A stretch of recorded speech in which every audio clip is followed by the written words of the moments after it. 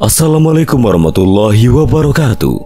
Kembali lagi di channel Kang Slamet, dan kali ini Kang Slamet akan menceritakan sebuah kisah yang berjudul Special Chapter Get Hole Gunung Kerinci.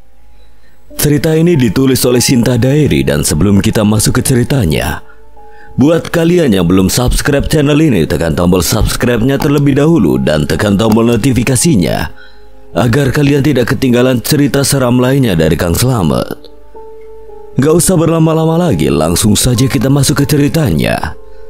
Special Chapter Get Hole Gunung Kerinci.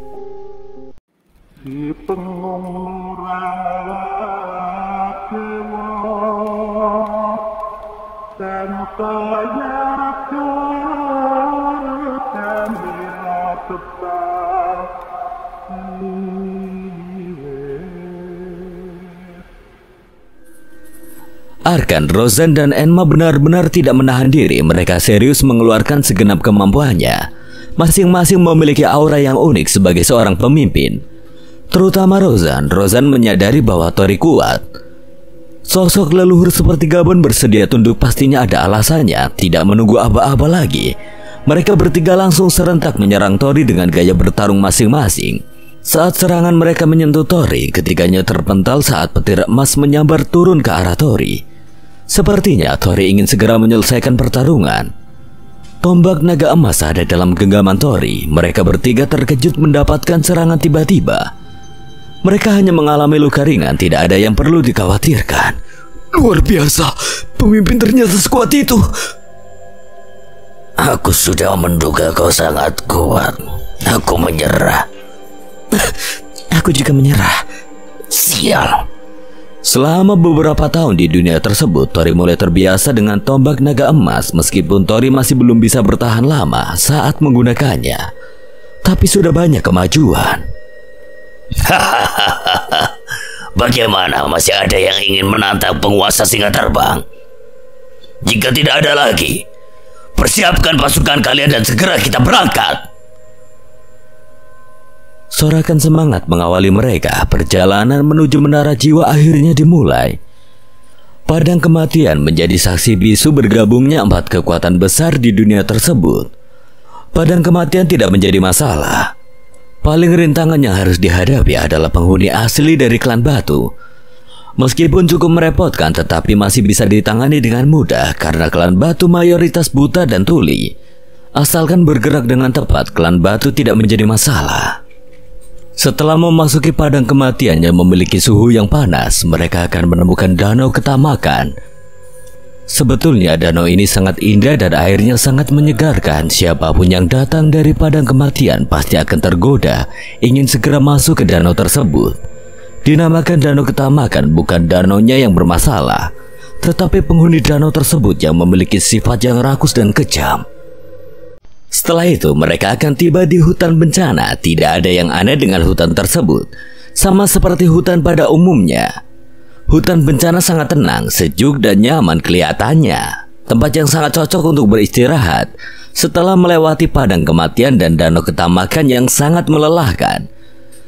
Namun lengah sedikit saja bencana akan menghampiri. Hutan bencana adalah tempat yang paling berbahaya di dunia tersebut.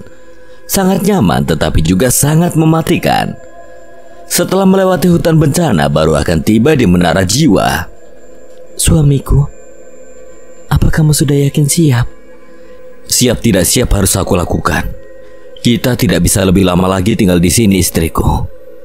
Jangan memaksakan dirimu, suamiku. Tenang saja, aku tahu batasku kok.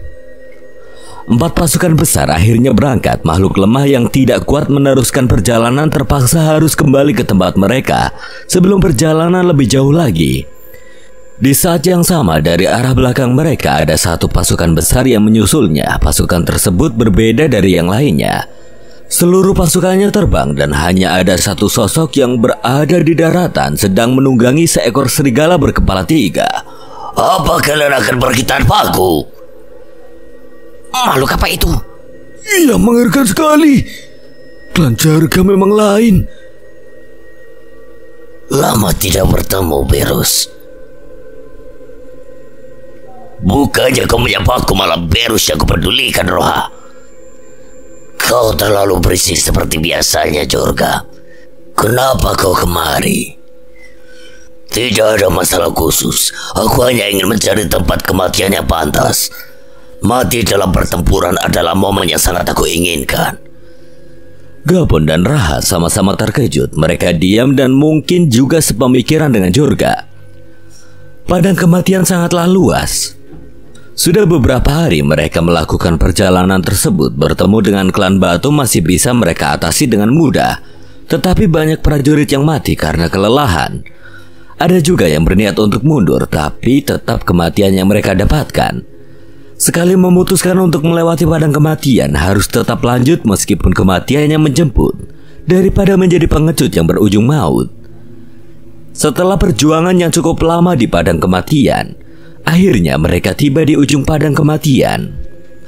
Ada ribuan lebih prajurit yang gugur di padang kematian. Puluhan ribu prajurit mengalami kecemasan dan ada juga beberapa prajurit tangguh yang masih dalam kondisi kewarasannya. Setelah beberapa hari berjalan melewati padang kematian yang menyiksa, akhirnya tibalah mereka di Danau Ketamakan. Air yang jernih dan terlihat menyegarkan itu membangkitkan semangat para prajurit yang sudah hampir menyerah. Mereka langsung berlari menghampiri danau, tidak ada lagi yang mereka pikirkan kecuali ingin minum dan berendam menyegarkan tubuhnya. Akhirnya ada air. Tunggu, bukannya danau ini berbahaya? Bahaya apanya? Tenang seperti itu kok. Hentikan, jangan masuk ke danau. Gabon berusaha mencegah, tetapi ucapan Gabon tidak digubrisnya. Mereka sudah kehilangan akal karena terlalu lama berada di padang kematian. Beberapa prajurit yang memiliki kemampuan rata-rata dari kelima kekuatan besar saling berebut ingin memasuki danau yang tenang dan indah tersebut. Mereka tidak peduli adanya bahaya, mereka hanya percaya apa yang mereka lihat saja. Dasar sekumpulan makhluk bodoh. Bisakah sehari saja tidak mencelarkan? Apa mulutmu akan busuk jika tidak mencela orang? Apa katamu? Diamlah kalian, apa otak kalian rusak terlalu lama di padang kematian? Bisakah kalian diam? Contohlah Rozan. Diam ke orang-orang bermaksiat. Arhan langsung diam saat Gabon melirik ke arahnya. Para prajurit dengan bahagianya berendam di Danau Ketamakan. Mereka tidak menyadari satu persatu hilang. Apa mereka tenggelam? Bukan, tetapi mereka ditarik oleh makhluk misterius dari bawah danau. Cepat naik dari danau. Ada sesuatu yang tidak beres. Otak kau itu yang tidak beres. Benar kau ingin memakai danau ini sendirian, ha? Mereka sungguh tidak peduli dengan peringatan. Tidak sedikit pun mereka menyadari bahwa yang memasuki danau mulai berkurang. Mereka seperti terhipnotis oleh Danau Ketamakan. Mereka yakin dan percaya bahwa danau tersebut aman. Gabon tidak bisa tinggal diam. Dia tidak ingin pasukannya mati sia-sia. Dia mengangkat palunya dan menghantamnya di pinggir danau. Seluruh danau yang tenang tiba-tiba bergetar dan mulai bermunculan makhluk menyerupai buaya dalam keadaan pusing, serta para mayat prajurit yang mengambang. Lalu seketika para prajurit yang asik berendam langsung naik ke daratan. Ada ribuan atau mungkin lebih makhluk yang menyerupai buaya memenuhi danau. Danau yang indah itu menjadi tempat yang menyeramkan. Para siluman buaya itu mulai mendekati bibir danau. Saat ada di daratan, buaya-buaya itu bisa berdiri seperti halnya manusia. Para buaya itu menyerang. Prajurit yang tidak siap harus mengalami nasib yang tragis. Beberapa siluman buaya mendekati Gabon. Hanya sekali ayunan palu penghancurnya, beberapa siluman buaya hancur berkeping-keping. Tidak hanya siluman buaya, ternyata ada siluman ular yang menghuni danau tersebut. Tidak sampai di situ, dari banyaknya siluman buaya dan siluman ular, muncul sosok kuat yaitu Raja Buaya dan Ratu Ular yang memiliki batangan. Sepertinya hari ini akan menjadi hari yang menyenangkan, ucap Raja Buaya sambil mengeluarkan air liurnya. Kenapa makan saja yang kau pikirkan, Krogon? Pertempuran tidak bisa dihindari. Siluman buaya dan siluman ular tidak sesederhana kelihatannya. Mereka cukup kuat dan merepotkan, ditambah mereka dalam keadaan yang lapar. Apa mereka pimpin aja, biar aku tangani. Hentikan Gabon, kau tidak cocok dalam pertempuran di air. Biarkan aku yang mengatasinya. Tuan Jorga, jangan memaksakan diri. Anda adalah leluhur naga yang menjadi simbol kekuatan kami. Jika ada apa-apa, takut klan Jarga akan hilang kendali. Prajurit Jarga, dengarkan aku. Mulai sekarang, pimpinan kalian adalah Brago. Kalian dengar? Tuan Jorga, berikan kesempatan untuk leluhurmu. Sekarang kau punya tanggung jawab. Ingat itu. Tiba-tiba angin datang di sekeliling Jorga. Tubuh kecilnya berubah menjadi sosok yang kekar dan kuat. Jauh lebih besar dari Gabon dan lebih kuat saat masa jayanya. Hahaha. Inilah Jorga yang aku kenal. Seluruh pasukan Jarga malah bersedih melihat leluhurnya dalam kondisi terkuatnya. Tentunya ada alasan kenapa mereka bersedih. Apa yang kalian lakukan? Berikan dukungan kalian kepada leluhur. Kenapa pasang wajah menjadikan seperti itu? Seluruh pasukan Jarga menggema di udara, sorakan semangat untuk Jorga. Terima kasih, saatnya aku beraksi. Jorga terbang tinggi lalu menuju ke arah Krokan dan Pitana. Mereka terlambat untuk menghindar. Kepala mereka berdua dicengkram dengan kedua tangan Jorga. Jorga mendarat di tengah-tengah danau hingga sampai dasarnya. Sejenak hening beberapa saat. Air danau juga mulai tenang, tapi tiba-tiba api menyembur dari dalam danau. Terlihat Krokan dan Pitana melambung tinggi, terpanggang hangus oleh api yang menyembur. Tak lama kemudian Jorga keluar dan membantai semua siluman buaya dan siluman ular. Tetapi tidak berlangsung lama Jorga jatuh. Brago dengan sigap menangkap tubuh Jorga yang perlahan kembali mengecil dan semakin memburuk. Pasukan Jarga tidak bisa lagi menahan tangis, begitu juga pula Brago. Menangis terseduh-seduh sambil membopong Jorga dalam keadaan mati karena terlalu tua. Klan Jarga adalah klan naga bersayap yang memiliki perasaan yang dalam. Meninggalnya leluhur mereka menjadi pukulan yang keras. Klan Jorga mampu menampilkan kekuatan penuhnya, bahkan jauh lebih kuat 2 kali lipat. Tetapi itu mengorbankan hidupnya untuk memperoleh kekuatan itu. Dan hanya bertahan sebentar lalu akan mati. Tidak hanya klan Jarga yang kehilangan sosok legenda naga terkuat. Gabon dan Roha pastinya sangat kehilangan. Jorga! Jorga! Semakin lama semakin banyak yang mengikuti ucapan Gabon. Suasana kesedihan diselimuti dengan semangat. Air mata menetes dibarengi dengan suara semangat menyebut nama Jorga dengan lantang. Sosok legenda terkuat klan Jarga, leluhur klan naga terbang, gugur secara terhormat di medan perang. Jorga, salah satu makhluk tertua dan seorang kesatria legenda, gugur dalam pertempuran dengan kemenangan yang luar biasa. Siapa yang tidak akan kehilangan sosok kuat yang pernah menguasai seluruh wilayah dunia tersebut bersama dengan 8 rekannya.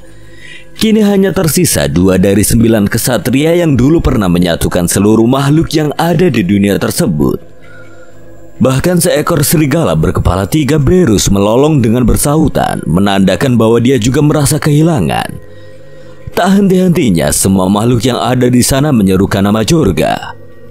Gabon menghampiri Jorga dalam keadaan kurus kering yang tengah dibopong oleh Brago. Jorga kawanku, meskipun kita tidak pernah akur, aku selalu menghormatimu. Tidak lama lagi aku juga akan menyusulmu. Ayo kita lanjutkan. Tidak ada lagi makhluk yang menunggu danau ketamakan. Semuanya telah dibantai oleh Jorga dengan sisa-sisa tenaga terakhirnya. Krokan dan Pitana bukanlah sosok yang mudah untuk dihadapi, tetapi mereka langsung binasa hanya dalam beberapa kali serangan Jorga. Bisa dibayangkan seberapa kuatnya Jorga saat itu. Maaf Tuan Gabon, kami klan Jarga hanya bisa mengantar kalian sampai di sini. Ya, pergilah. Terima kasih sudah menemani kami sampai sejauh ini. Maaf kami tidak bisa meneruskan menemani kalian. Aku berharap kau berhasil karena itu adalah impian yang sudah terlupakan. Aku tidak akan mengecewakan Jorga. Akan aku pastikan itu. Kemudian klan Jarga meninggalkan danau ketamakan dan berkat pengorbanan Jorga, kami menjadi lebih mudah untuk melewati danau ketamakan serta meminimalisir korban dari pihak kami. Setelah klan Jarga meninggalkan lokasi, mereka juga segera meninggalkan Danau Ketamakan menuju ke tempat selanjutnya. Mereka menyeberangi Danau Ketamakan dengan cara mereka masing-masing. Ada yang terbang, berlari di atas air menggunakan alat, bahkan ada yang mampu melompat dari jarak sejauh ratusan kilometer. Setelah beberapa saat, seluruh pasukan sudah berada di balik Danau Ketamakan. Mereka harus menaiki pegunungan untuk tiba di hutan bencana. Jalan yang terjal dan licin membuat pasukan besar kesulitan. Pasukan udara juga tidak bisa sembarangan terbang, karena angin di atas pegunungan sangat kencang yang bisa menerbangkan apapun yang berada di atas. Setelah melewati medan yang sulit, akhirnya mereka tiba di hutan bencana. Hutan bencana tidak sesederhana kelihatannya. Tempat yang rindang dan sejuk itu adalah tempat paling berbahaya di seluruh wilayah yang ada. Banyak kehidupan makhluk asing yang menghuni hutan tersebut. Semuanya adalah makhluk asli dunia tersebut yang memang sudah ada sejak ratusan juta tahun yang lalu. Dengarkan, di depan kita adalah hutan bencana. Jangan terkecoh oleh keindahan dan kenyamanannya. Dengarkan perintahku jika kalian masih sayang nyawa kalian. Mohon maaf tuan-tuan sekalian jika aku boleh usul. Akan berbahaya jika rombongan sebanyak ini serentak memasuki hutan bencana. Silakan Igor, kau dari klan kayu pasti lebih memahami tentang hutan ini. Seperti yang dikatakan Tuan Gabon, kami dari klan kayu memang lebih memahami hutan bencana ini. Leluhur kami pernah tinggal di hutan tersebut. Ada beberapa pantangan yang tidak boleh dilanggar. Jika para tuan-tuan mengizinkan, saya akan memimpin jalannya. Pantangan seperti apa yang kau maksud, Igor? Ada aturannya jika ingin selamat melewati hutan bencana. Aturan itu akan berubah-ubah seiring waktu berlalu. Kami klan kayu bisa memahami situasinya, jadi percayakan pada kami.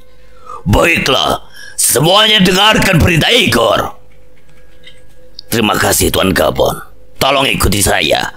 Bentuk barisan memanjang, jangan serentak memasuki hutan. Yang dimaksud Igor adalah membuat jalur antrian panjang untuk memasuki hutan. Setidaknya satu baris berisi 100 orang. Seluruh pasukan 4 besar rata-rata memiliki 100.000 pasukan.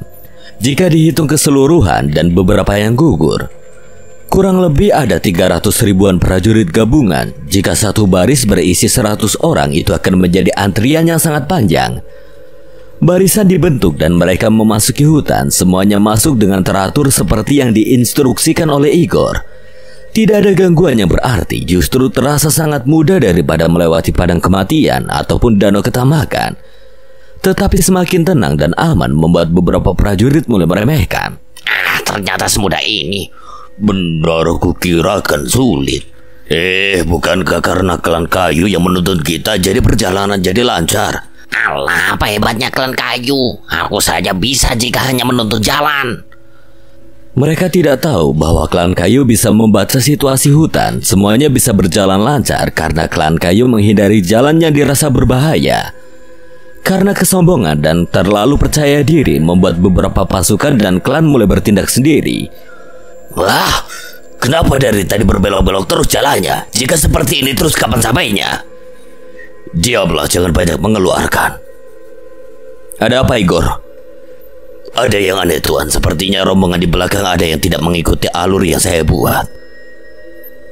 Mereka ini, biarkan saja kita lanjutkan tanpa mereka.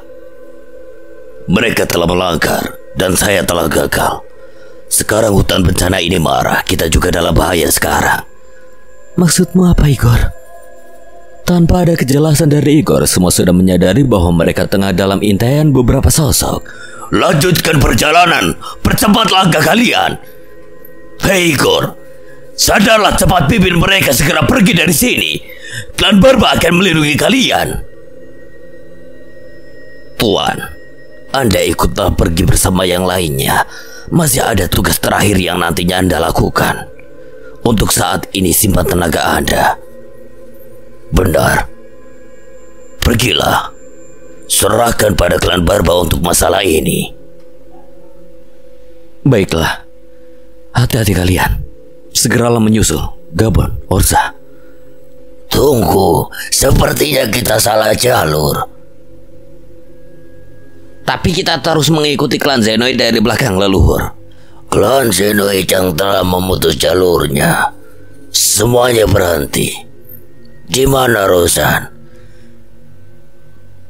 Tuan Rozan berada di depan bersama Arkan, pemimpin klan Zenoid, Tuan leluhur. Cepat panggil Rozan kemari. Baik. Roha punya firasat buruk. Selama ini klan Zenoid selalu memiliki konflik dengan Zen. Mereka sudah sepakat untuk gencatan senjata demi tujuan menaklukkan menara jiwa. Tapi tidak ada yang tahu di balik rencana licik klan Zenoid. Salah satu sosok dari klan Zen yang ingin mencari Rozan terbunuh sesaat ingin pergi menemui Rozan. Hei, apa yang kalian lakukan? Akhirnya waktu yang ditunggu telah tiba. Apa yang kau maksud, Nois? Bukankah klan Zenoid sudah sepakat untuk gencatan senjata? Kau tahu apa, prajurit rendahan? Dendam leluhurku masih belum terbalaskan. Akhirnya aku punya kesempatan. Kau hentikan. Tuan leluhur, tolong masuk kembali ke tandu biar kami yang menangani masalah ini. Roha hanya didampingi beberapa anggota klan Zen. 5 diantaranya adalah pasukan elit dan sisanya hanyalah pasukan biasa. Dengarkan perintahku. Bunuh semua klan Zen, serahkan pada aku penjaganya. Sisanya serang dan bunuh mereka. Siapa yang berhasil membunuh Roha leluhur klan Zen akan mendapatkan imbalan besar. Lindungi leluhur dengan nyawa kalian. 4 orang pasukan elit berhasil ditahan oleh Nois. Hanya ada satu penjaga kuat yang melindungi, yaitu Orsa. Pasukan klan Zenoid sangat banyak. Anggota klan Zen yang hanya berisikan puluhan orang tidak bisa bertahan lama. Leluhur, larilah. Itu adalah leluhur klan Zen. Bunuh. Beberapa prajurit klan Zenoid tumbang hanya beberapa langkah Roha. Tapi hanya itu yang bisa Roha lakukan. Dia langsung ambruk dan gemetaran. Dia sudah tidak berdaya. Ayo kita serang sama-sama. Roha masih mampu menangkis beberapa serangan dari prajurit klan Zen, tapi akhirnya dia tersungkur. Leluhur! Roha sudah sangat tua, kemampuannya juga sudah menurun drastis. Bahkan bertahan melawan prajurit biasa saja kewalahan. Dia tidak pernah dipermalukan seperti itu. Roha sudah tidak kuat bahkan untuk berdiri saja. Dia sudah pasrah jika harus mati hari itu. Di tempat lain di mana Rozan dan Arkan berada, karena kabut cukup tebal, mereka tidak bisa melihat ke depan dengan jelas. Hal itu dimanfaatkan oleh Arkan untuk mengecoh Rozan yang akhirnya mereka keluar jalur. Arkan, kenapa kita keluar barisan? Mana aku tahu Rozan, aku hanya mengikuti jalan. Kau tahu sendiri, kabut ini menutupi pandangan kita. Arkan memang sengaja menjebak klan Zen meskipun mereka sepakat untuk gencatan senjata. Tetapi dendam di masa lampau tidak bisa klan Zenoid terima. Di masa lalu, leluhur klan Zenoid bertarung dengan leluhur klan Zen dan mengakibatkan tewasnya leluhur klan Zenoid. Sebetulnya kematian leluhur klan Zenoid adalah keinginannya sendiri karena ingin mati terhormat dalam pertarungan. Tetapi penerus klan Zenoid mengartikan lain, bahwa leluhur klan Zen Roha yang telah membunuh leluhur mereka. Klan Zenoid menyimpan dendam itu hingga turun-temurun dan akhirnya mereka mendapatkan kesempatan untuk membalas dendam. Ada keributan apa di belakang? Biarkan saja, paling juga para keroco-keroco bikin ulah. Kau cari tahu apa yang terjadi. Baik, Tuan. Kemudian mereka melanjutkan perjalanan. Setelah beberapa saat utusan yang diperintahkan Rozan tidak kunjung datang. Kemana orang itu? Kalian berdua cepat periksa situasinya. Rozan mulai merasakan ada sesuatu yang tidak beres. Arkan juga mulai menunjukkan niat membunuhnya. Tapi Rozan masih belum menyadari jika Arkan yang telah merencanakan semuanya. Saat Rozan ingin bertindak mengecek sendiri, tiba-tiba, apa maksud semua ini, Arkan? Apa perlu penjelasan lagi? Mungkin leluhurmu sekarang sudah mati. Arkan, kau... Pertarungan tidak bisa dihindari. Arkan dan Rozan bertarung imbang, tetapi karena perbedaan jumlah pasukan, klan Zen semakin tertekan. Pertarungan berjalan cukup lama, yang semakin lama klan Zen semakin terpojok. Namun di saat yang kurang menguntungkan, Arkan salah mengambil langkah dan terjebak di lumpur hidup. Tidak menyia-nyiakan kesempatan, Rozan membantai pasukan klan Zenoid sambil menuju ke arah Roha. Roha yang saat itu tidak berdaya harus menerima nasibnya jika harus mati. Rozan sangat kelelahan. Rozan bergerak cepat menuju leluhurnya berada, dan untungnya Rozan tepat waktu. Klan Zen sangat tidak diuntungkan karena perbedaan jumlah pasukan. Akhirnya klan Zen terpaksa mundur. Di tempat klan Barba berada, mereka harus menghadang penghuni asli hutan bencana. Gabon sangat panik, tidak seperti biasanya. Dia tahu bahaya apa yang sedang mereka hadapi. Makhluk aneh mulai bermunculan. Ada 3 jenis makhluk dengan jumlah yang cukup banyak.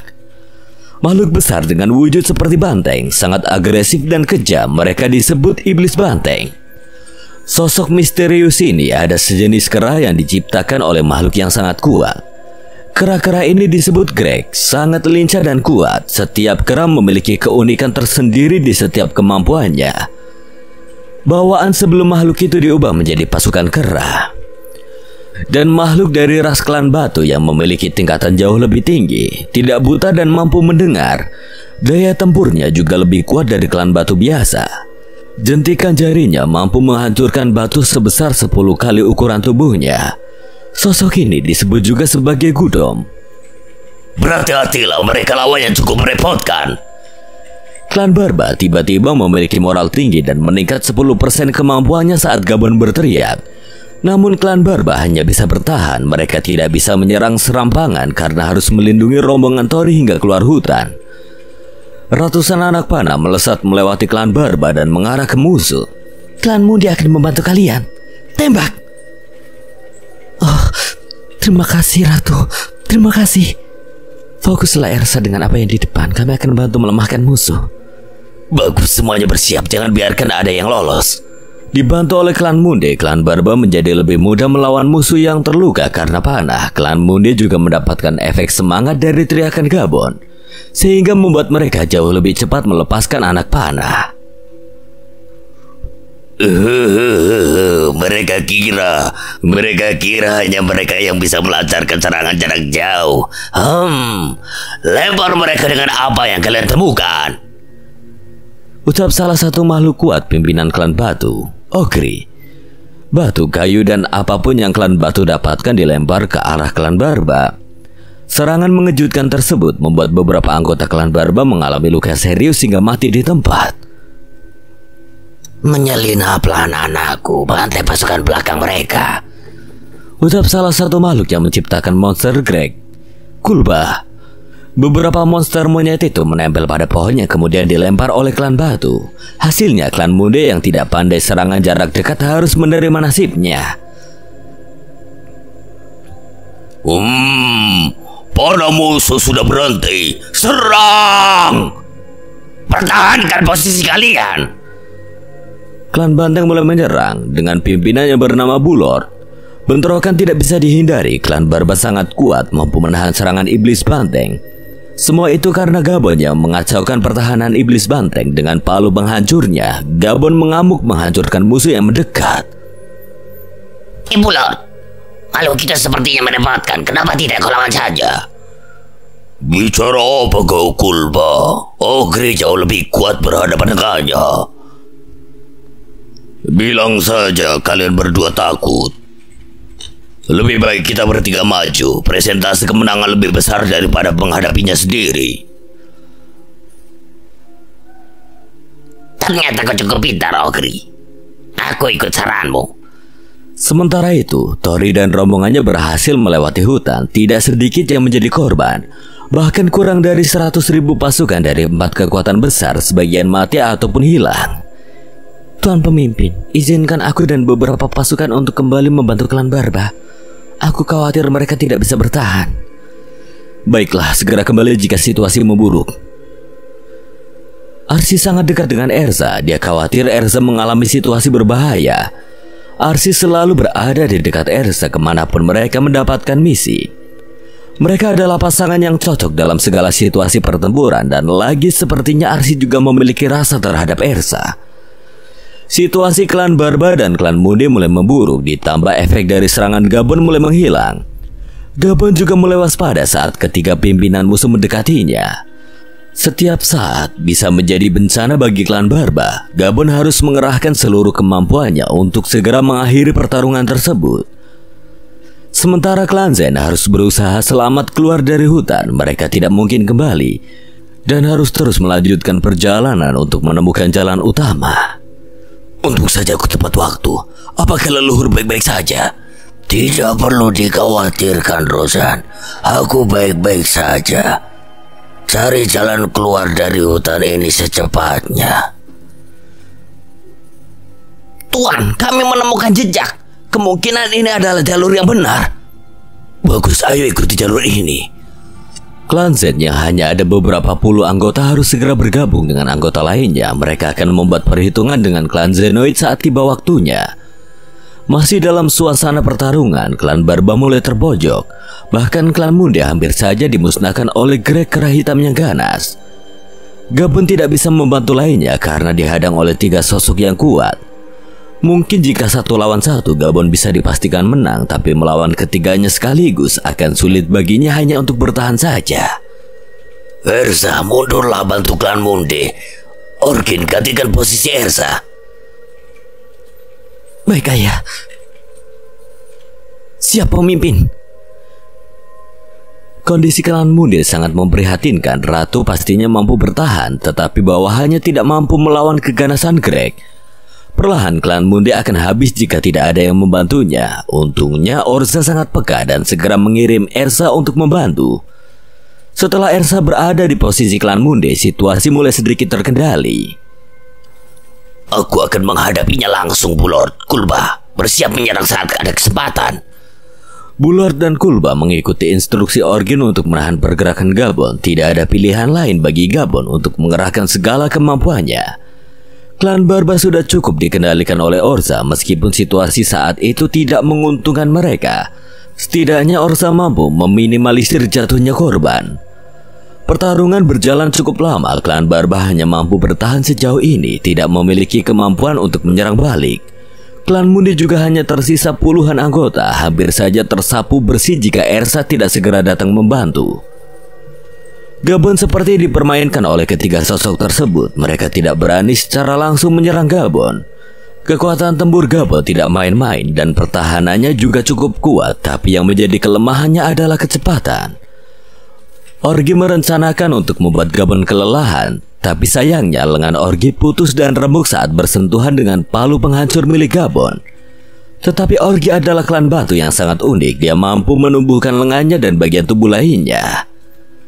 Setelah kehilangan lengan dan menumbuhkannya kembali, Orgi kehilangan separuh tubuhnya dan dia masih tetap hidup dan mampu menumbuhkan lagi bagian tubuhnya yang hilang.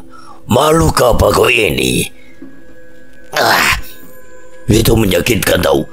Luka yang aku terima bukan sekedar cedera biasa, tapi sebanyak apapun kau menghancurkan bagian tubuhku, aku tidak akan mati. Benarkah? Bagaimana jika seluruh tubuhmu aku hancurkan? Gabon ingin menyerang kembali, tapi dia terpaksa mundur karena 2 makhluk lainnya mengincar titik butanya Gabon. Gabon percaya diri dengan pertahanannya, tetapi dia tidak bisa gegabah. Ketiga makhluk itu masih belum diketahui kemampuan aslinya. Jika Gabon gegabah, mungkin bisa membahayakan dirinya. Kemarilah lawan aku secara langsung, jangan menjadi pengecut. Kau kira kami bodoh? Kekuatan kami jauh di bawahmu. Tidak perlu dengarkan ucapannya, dia hanya sengaja memprovokasi kita. Bisakah kalian melakukan sesuatu yang berguna? Aku yang selalu jadi korban. Meskipun aku tidak bisa mati, aku masih merasakan sakit.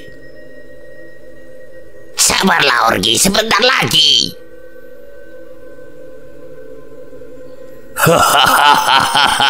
Tidak bisa mati. Omong kosong apa itu? Kemari buktikan biar aku buat kau mati. Gabon memang sangat kuat, tapi bukan berarti dia memiliki stamina tanpa batas. Palu penghancur milik Gabon sangat berat. Jika pertarungan berlangsung lama, Gabon juga akan kelelahan. Senjata Gabon bukan untuk pertarungan jangka panjang, hanya efektif untuk menggempur dan tipe serangan penghancur. Semakin lama, Gabon semakin kewalahan. Dia menjadi sering mendapatkan serangan daripada melancarkan serangannya. Situasinya akan memburuk jika Gabon tidak segera menyelesaikan pertarungannya. Untuk saja, kenapa serigala kepala 3 ada di sini? Bulord hanya memperhatikan Beru saja. Dia tidak menyadari bahwa Gabon sudah berada di sampingnya yang sudah mengangkat palunya. 2 kali pukulan langsung telak mengenai Bulord. Tanpa bisa menghindar, Bulord menjadi sasaran embuk. Seketika, Bulord hancur menjadi daging giling. Bulord! Khawatirkan dirimu sendiri. Baru aku serahkan dia padamu. Tunggu. Bisa kita bicarakan? Hei, apa kau tidak mendengarku? Tunggu. Gabon sama sekali tidak memberikan kesempatan. Dia terus memukul Orgi hingga lembut sampai Orgi tidak bisa lagi regenerasi. Sedangkan Kulba pada dasarnya lemah. Dia adalah makhluk pencipta. Berus berhadapan dengan sosok Greg yang jauh lebih besar dan cukup untuk menahan Berus.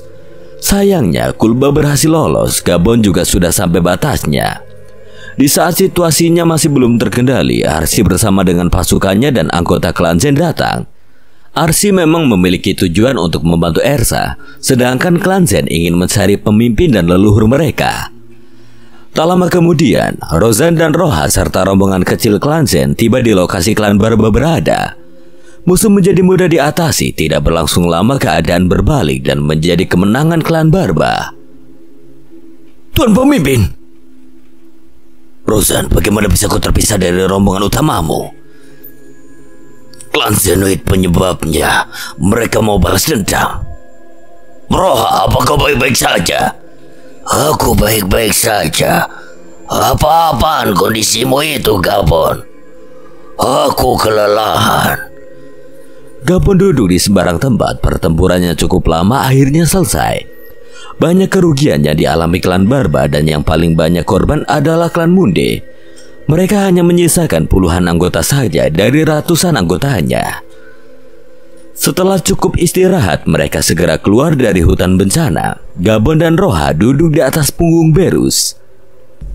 Sudah cukup banyak korban untuk sampai di hutan bencana, namun jika dibandingkan dengan yang pernah dilakukan oleh ke-9 kesatria sebelumnya, kerugian dan korban jauh lebih sedikit. Gabon dan rombongan akhirnya keluar dari hutan bencana.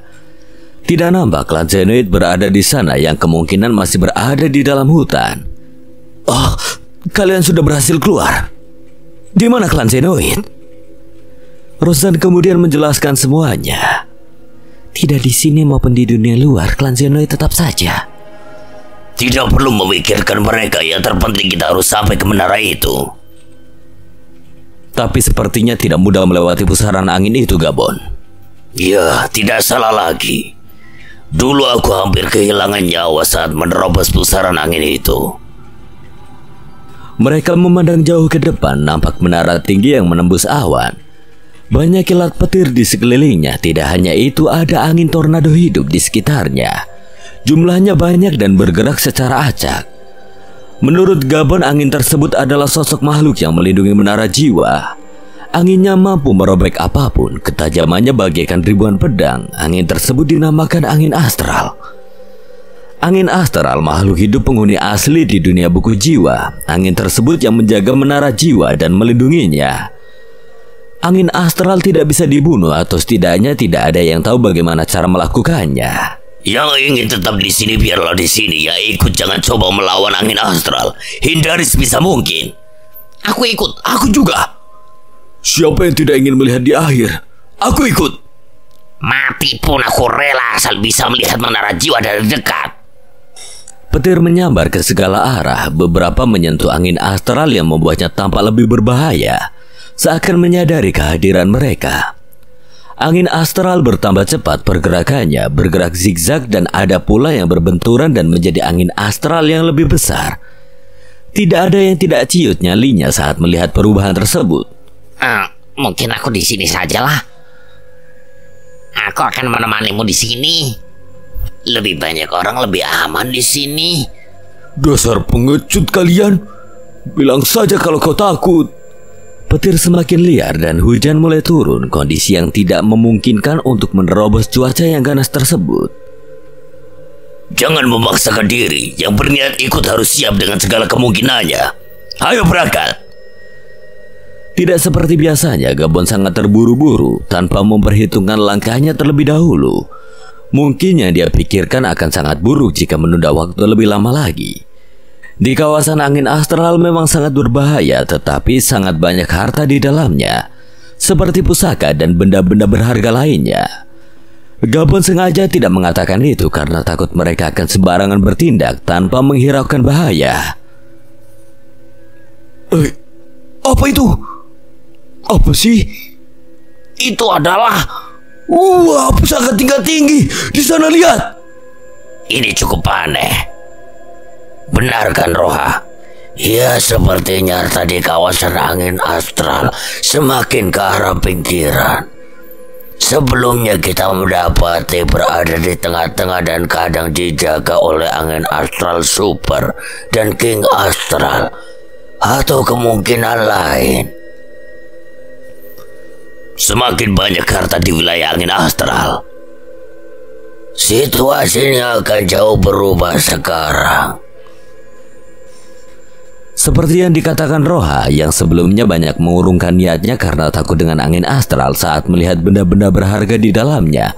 Seluruh pasukannya tidak ada yang mau tinggal. Mereka akan mencoba keberuntungan untuk mendapatkan harta tersebut. Jika ada harta seperti ini setimpal jika harus mengorbankan nyawa. Aku juga. Seluruh pasukan sudah berniat ingin memasuki angin astral, tetapi mereka masih ragu karena pergerakan angin astral masih cukup cepat.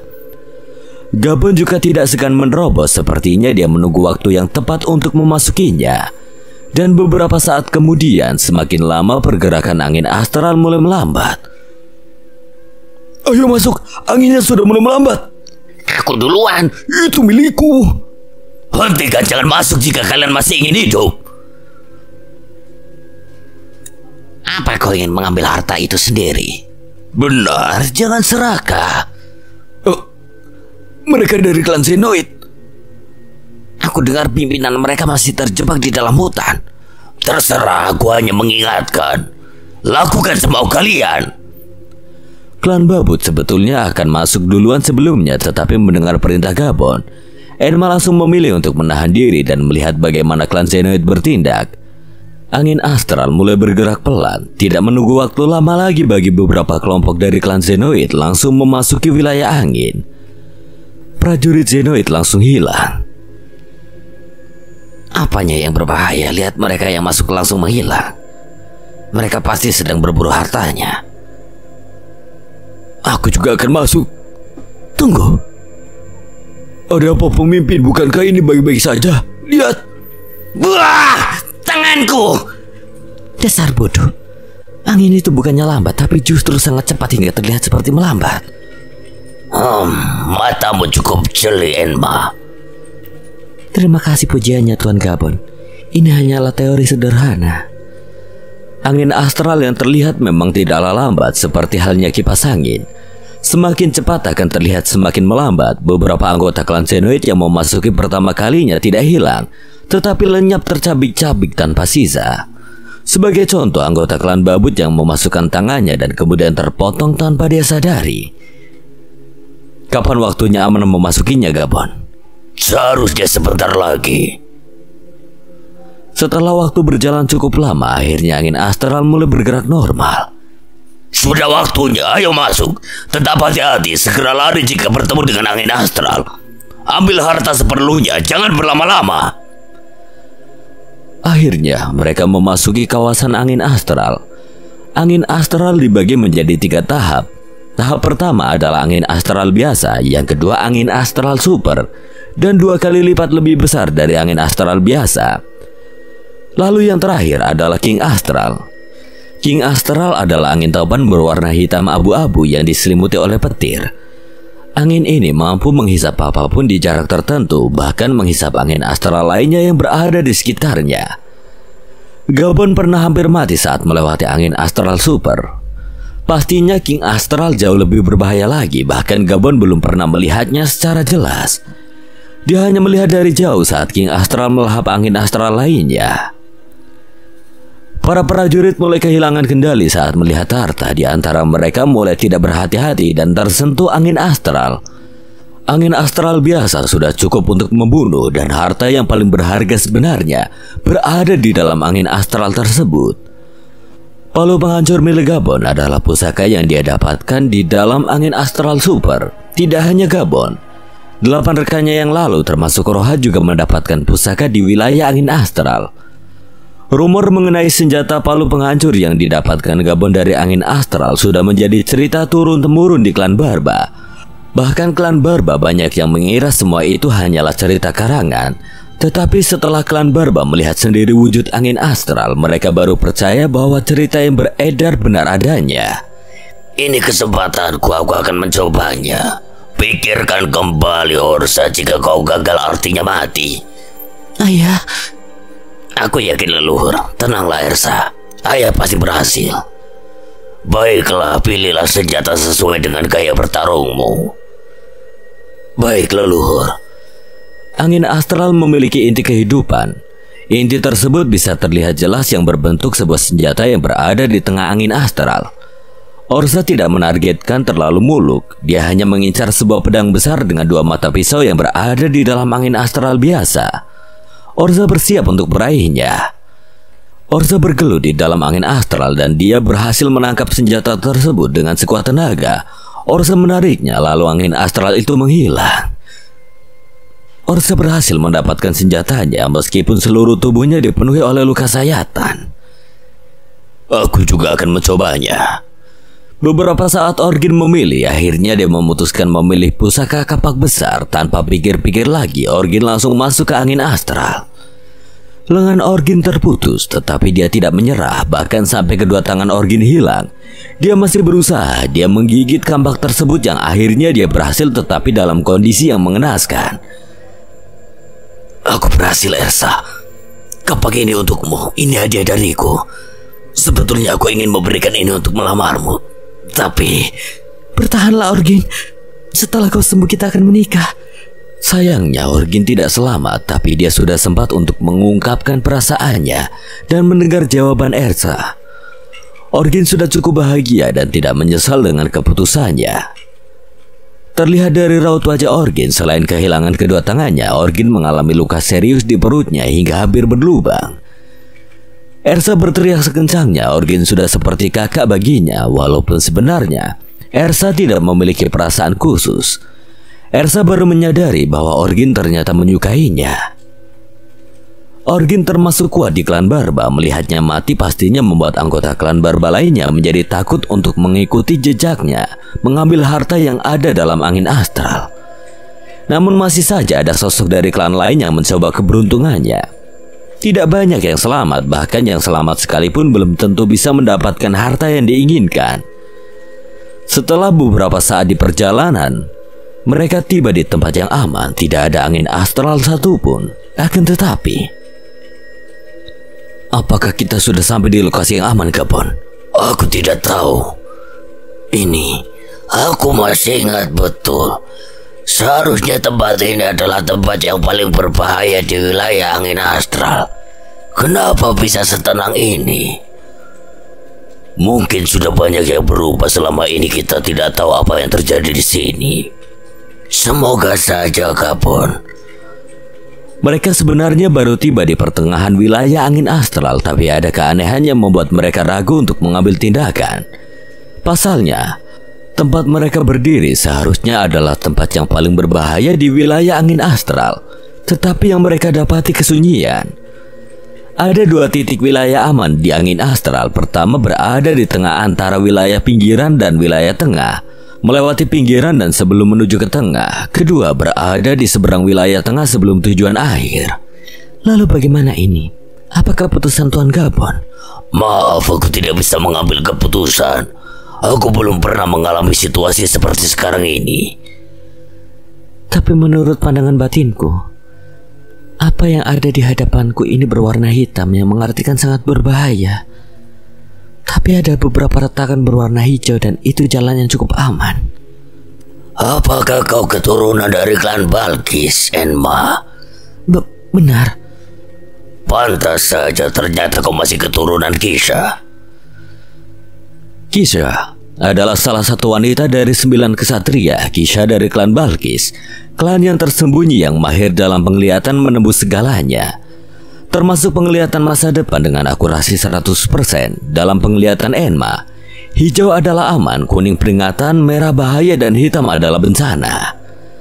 Enma adalah keturunan terakhir klan Balkis. Dia menggunakan nama klan Babut karena yang tergabung dalam anggotanya adalah campuran dari beberapa klan. Meskipun semua kekuatan besar juga bergabung dari beberapa klan, hanya klan Babut yang memiliki kebebasan untuk tetap bisa menerapkan tradisi klan masing-masing. Jika tidak keberatan, kau bisa memimpin jalannya. Maaf Tuan Gabon, aku tidak percaya diri. Takutnya...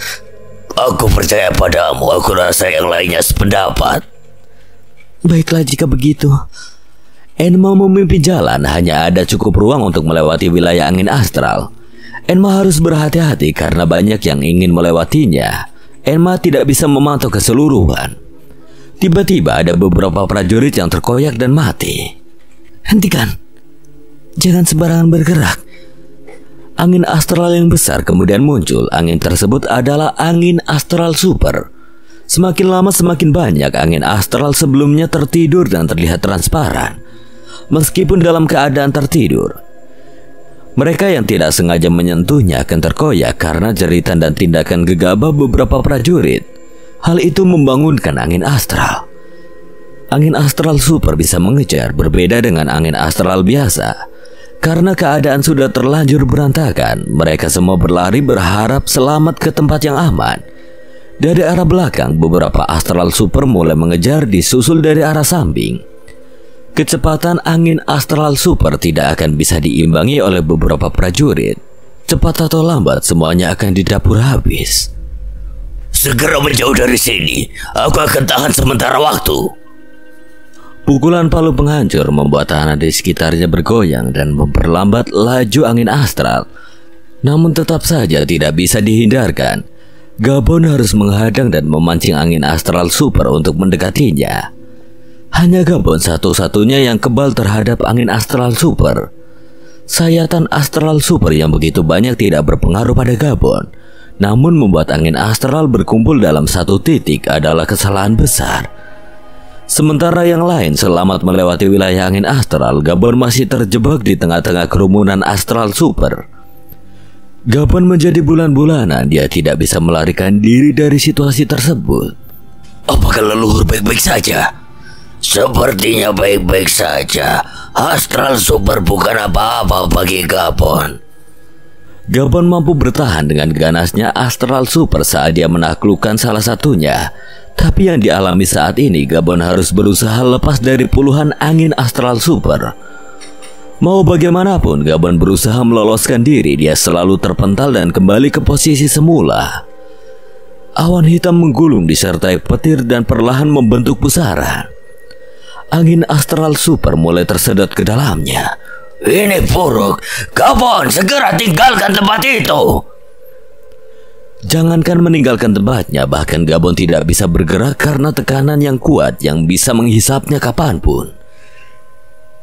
Taklukkan menara itu untukku. Aku yakin kau berhasil. Jaga diri kalian. Leluhur, apa yang kau ucapkan? Gabon berteriak dan itu adalah teriakan terakhir Gabon sebelum terhisap oleh pusaran hitam atau yang disebut sebagai King Astral. Semuanya selamat karena pengorbanan Gabon tidak bisa dielakkan lagi. Bagaimana kesedihan klan Barba kehilangan sosok seperti Gabon. Sialan itu tadi menyakitkan. Mungkin baru kau saja yang bisa lolos dari King Astral. Sepertinya aku belum boleh mati sebelum melihat menara jiwa ditaklukkan. Kesedihan mereka tiba-tiba sirna. Leluhur klan Barba memang sangat kuat. Mulai banyak yang mengagumi sosok Gabon ini, namun ada sesuatu hal yang penting yang sengaja Gabon sembunyikan. Dia berusaha untuk tidak mengatakan pada siapapun, tetapi Enma mengetahuinya dengan mata batinnya. Enma perlahan mendekati Tori untuk menyampaikan sesuatu. Hentikan. Mau apa kau? Ada yang harus aku katakan pada penguasa singa terbang. Katakan saja pada aku. Tidak bisa. Harus aku sampaikan sendiri. Kau... Hentikan istriku. Katakan saja apa maumu. aku telah melihat kebenarannya dengan jelas. Bahwa ternyata seperti itu. Terima kasih. Tidak jelas apa yang dikatakan Enma, tetapi Tori menanggapinya dengan serius dan segera mengumumkan untuk segera memasuki menara jiwa. Dengarkan semuanya. Aku tidak akan mengulur waktu. Aku akan segera memasuki menara jiwa. Suamiku, berhati-hatilah. Tori tidak menunggu waktu lebih lama lagi. Dia langsung memasuki menara jiwa. Jika Tori berhasil, dia bisa mengendalikan buku jiwa dan makhluk yang ada di dalamnya. Tapi jika dia gagal, dia harus terkurung selamanya. Menara jiwa menjulang tinggi, tidak diketahui ujungnya. Puncak menara bersinar terang dikelilingi awan-awan pekat yang menutupi sinar tersebut. Karena hanya Tori yang membuat perjanjian dengan buku jiwa, maka hanya dialah yang bisa memicu dan direspon oleh menara jiwa. Saat Tori mendekat, pintu terbawah menara jiwa terbuka. Gelap, tidak terlihat apapun di dalamnya. Aku berharap kau berhasil, kawan. Semoga beruntung. Aku tidak akan mengecewakan kalian. Saat pintu menara tertutup, seisi ruangan tiba-tiba terang yang membuat Tori silau dan berusaha membiaskan penglihatannya. Akhirnya ada yang berhasil kemari. Akulah penguasa ruangan ini. Untuk bisa naik ke atas kau harus bisa mengalahkan aku. Majulah. Aku tidak banyak waktu. Kau cukup sombong untuk makhluk sepertimu. Lupakan. Naiklah. Sosok itu langsung mempersilahkan naik saat melihat Tori. Lalu tangga keluar menuju ke lantai berikutnya. Maksudnya apa ini? Sudahlah. Kau akan tahu nanti setelah di atas. Naiklah. Bukannya kau buru-buru. Tori tidak memperdulikan alasan sosok itu, langsung mengizinkan dia naik ke atas. Tanpa menunggu waktu lama, Tori segera naik setelah sampai di lantai kedua. Akhirnya aku bisa bertarung. Wah, sial. Naiklah. Lagi-lagi penjaga di lantai 2 juga mengizinkan Tori naik begitu saja. Tidak banyak berpikir, Tori langsung naik ke lantai berikutnya. Di lantai 3. Naiklah. Naik. Silakan naik. Pergilah ke lantai terakhir. Jawabanmu ada di sana. Para penguasa lantai memiliki alasan mengizinkan Tori naik begitu saja. Bukan karena takut pada Tori. Mungkin jika benar-benar bertarung, Tori bisa saja tidak akan bisa sampai di lantai 5. Penguasa lantai 5 menara jiwa memiliki kemampuan setingkat raja, atau setidaknya di atas kemampuan Shira. Saat tiba di lantai ke-7 menara jiwa, di sana bukan seperti ruangan, melainkan seperti wilayah yang luas. Rumput hijau membentang dan beberapa pohon tumbuh melengkapi suasana yang sejuk dan menenangkan. Ada bangunan dari bambu yang berada di pinggir tebing. Tori merasakan seperti sedang berada di dunia manusia. Kemarilah. Tori mendekat perlahan. Dia melihat ada 3 orang sedang memainkan sesuatu. Saat Tori mendekat, mereka berhenti dan berdiri menghampiri Tori. Sudah sangat lama sekali tidak ada manusia yang kemari, ucap salah satu orang tua bungkuk dengan penutup kepala, yaitu Ki Brajat. Lah, ini lebih baik daripada makhluk-makhluk yang tidak jelas, ucap orang tua lainnya yang jenggotnya panjang tidak diketahui, Ki Tulus. Lumayan. Saut lelaki tua kekar berdiri tegap, yaitu Ki Panca. Maaf, siapa kalian bertiga ini? Kami adalah pencipta buku jiwa. Tori duduk di bangunan bambu saling mengenalkan diri dan bercakap. Ada meja yang juga terbuat dari bambu dan ada papan catur di atasnya. Mereka bertiga adalah manusia di zaman yang tidak diketahui. Jiwa mereka terjebak di dalam buku jiwa yang tidak akan pernah bisa keluar. Para penjaga menara dari lantai 1 sampai 6 adalah kodam atau pelayan ketiga kakek tersebut. Para penjaga menara diperintahkan untuk tidak melawan jika bertemu manusia. Tidak ada selain manusia yang mampu menguasai buku jiwa. Dunia di dalam buku jiwa tercipta oleh energi dari 3 kakek tersebut, dan segala pusaka yang ada adalah koleksi yang dimiliki oleh mereka. Sudah berapa lama kau berada di sini, nak? Sekitar 7 tahun atau mungkin lebih, Ki Brajan. Tidak perlu khawatir. Meski dirimu di sini selama puluhan tahun, itu tidak akan merubah apapun di dunia nyata. Jiwa manusia itu abadi. Hanya tubuh fisik saja yang menua. Aku sempat khawatir soal itu, Ki Tulus. Maaf, aku tidak memiliki banyak waktu lagi. Jika berkenan, izinkan aku keluar. Buat apa buru-buru?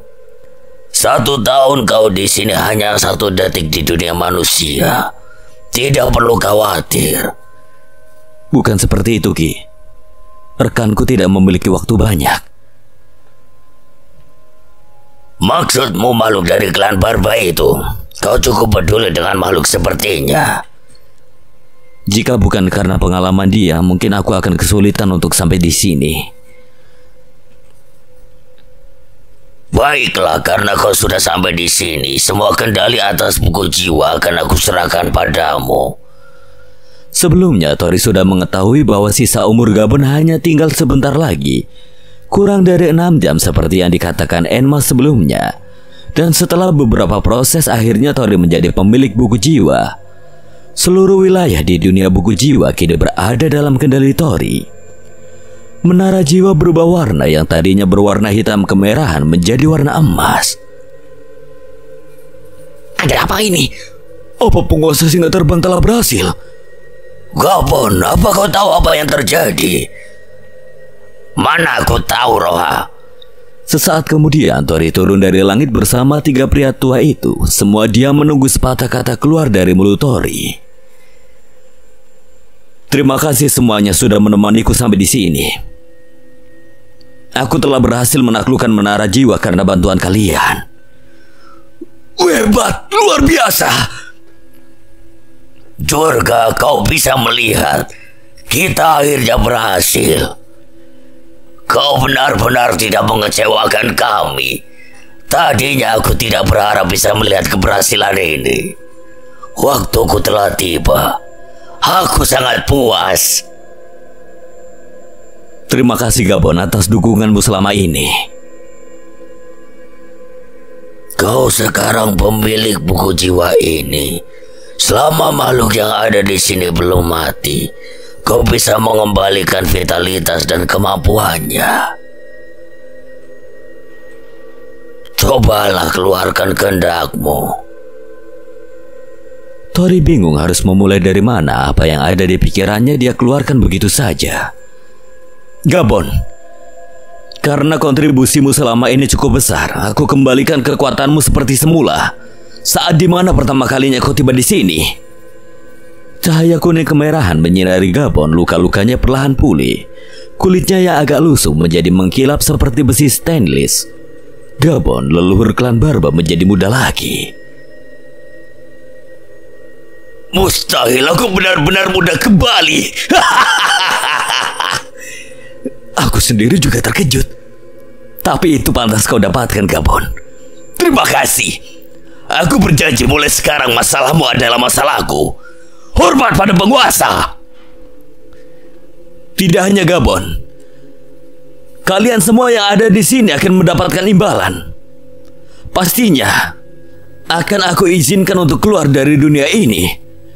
Roha juga mendapatkan kemampuannya dan kembali ke masa mudanya. Gabon dan Roha juga masih tetap memiliki pengalaman jutaan tahunnya. Karena satu alasan, aku akan segera pergi dari sini. Gabon, Roha, ikutlah denganku. Aku yakin kalian ingin menemui seseorang, dan untuk yang lainnya, sementara di sini dulu. Jika aku sudah menemukan tempat yang cocok, aku pasti akan mengeluarkan kalian. Baik, kami tidak keberatan. Aku juga. Selamat jalan Tuan, leluhur. Untuk mereka, aku minta tolong kepada 3 sesepuh untuk memberikan sesuatu yang pantas untuk mereka. Baiklah, pergilah. Tori, Sinta, Gabon, dan Roha meninggalkan dunia tersebut. Atas kehendak Tori sang pemilik buku jiwa, Tori bisa melakukan apapun. Tori muncul dari buku jiwa dan disusul oleh Sinta. Oh, Tuan Tori, Anda sudah kembali. Nona, akhirnya Anda juga kembali. Syukurlah. Tidak butuh waktu lama Tuan membawa Nona kembali. Baiklah, kita masih mau lanjut atau cukup sampai di sini saja? Tunggu dulu. Mereka belum keluar.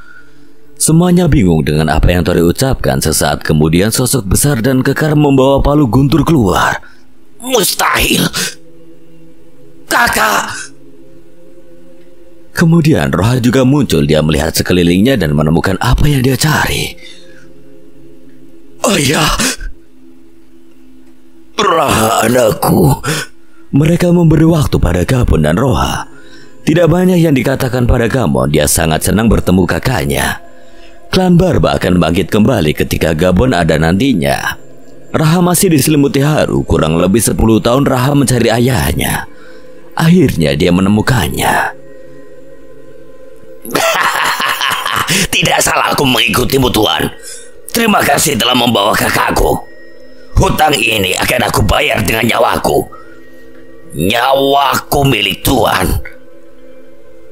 Aku Raha dari Zen mengucapkan terima kasih pada Anda. Mulai hari ini, aku Roha beserta klan Zen akan tunduk di bawah penguasa singa terbang. Baiklah, tidak perlu berlama-lama. Ayo tinggalkan tempat ini. Bagaimana dengan mengumpulkan kisolnya? Tidak perlu khawatir, Maung. Aku sudah mengumpulkan cukup banyak di dunia buku jiwa. Wah, bagaimana Nona bisa mendapatkan segitu banyak manik merah? Oh, jika cuma manik merah, aku punya sedikit. Kakak, sejak kapan kau kaya seperti ini? Dengan ini klan Barba akan jauh lebih berkembang. Aku juga memiliki beberapa. Tuan Tori bisa menggunakannya. Aku rasa ini lebih dari cukup untuk mengikuti lelang. Bakara, pimpin jalannya dan segera tinggalkan wilayah ini. Baik, Tuan. Mereka segera meninggalkan wilayah Gunung Daka. Gabon dan Roha harus menyamar terlebih dahulu. Tidak baik jika terlalu mencolok di wilayah Jagratara. Mereka berdua memiliki dendam yang harus mereka balas, yaitu pada pemimpin Jagratara. Meskipun pemimpin Jagratara saat itu memiliki jiwa merah peringkat 3, Gabon dan Roha saat itu kemungkinan juga memiliki jiwa merah peringkat 3. Kemunculan Gabon dan Roha mungkin akan menimbulkan perubahan besar di wilayah Kerinci. Dan buku jiwa sudah Tori dapatkan. Dia bisa kapan saja memanggil pasukan yang ada di dalam buku jiwa. Tetapi misi utama mereka adalah untuk mendapatkan kembali pusaka Raja Kayu. Selebihnya itu menjadi urusan penghuni alam gaib Kerinci. Suasana yang sangat panas membuat siapa saja tidak betah berlama-lama di tempat tersebut. Rombongan Tori segera meninggalkan Gunung Daka dan kembali ke wilayah Jagratara. Raha, anakku, bagaimana dengan Zendan saat kepergianku? Zendan saat ini tidak lagi menjadi organisasi netral. Zendan telah menjadi agen pembunuh khusus milik penguasa Jagratara. Kurang ajar, beraninya Talasu mengambil alih Zendan. Apakah para tetua klan Zen tidak mencegahnya? Para tetua klan Zen menghilang, ayah, setahun setelah ayah pergi. Jika semuanya terjadi disebabkan oleh Talasu, aku bersumpah akan membunuhnya. Cukup satu alasan bagiku untuk menghajarnya. Talasu sudah mempermainkan kita selama ini. Kak, 4 wilayah kita juga diambil oleh penguasa Jagratara setelah kau menghilang. Sekarang kita hanya punya 1 wilayah. Apa? Talasu memang keterlaluan. Untuk saat ini tahan emosi kalian. Sembunyikan diri kalian sebaik mungkin. Persiapkan semuanya dengan matang. Kemudian kalian baru bertindak. Baik, Tuan, aku akan mendengar nasihat Anda. Baiklah. Setelah melewati beberapa wilayah, akhirnya mereka tiba di pintu masuk wilayah pegunungan Nadi Iblis. Oh, Bakara, sampai mana kali ini kalian naik? Masih sama seperti sebelumnya, hanya sampai di Gunung Daka saja. Kenapa kalian jadi 11 orang? Di mana Tuan Muda Klan Zenoid? Kami bertemu mereka berdua di puncak Gunung Daka, dan si brengsek itu pergi begitu saja. Hati-hati dengan klan Zenoid. Kalian kembali tanpa dia itu bisa menjadi masalah besar. Iya, terima kasih sudah mengingatkan. Mereka segera meninggalkan tempat tersebut mencari tempat untuk istirahat. Pelelangan akan diadakan di pusat kota di Jagratara 2 hari lagi. Roha dan Gabon sebetulnya ingin segera kembali ke klan mereka, tetapi karena harus bersembunyi terlebih dahulu, mereka tetap mengikuti Tori untuk sementara waktu. Tori berencana akan mencari tempat yang tepat untuk mengeluarkan klan Zen, klan Barba, dan lainnya yang masih berada di dunia buku jiwa.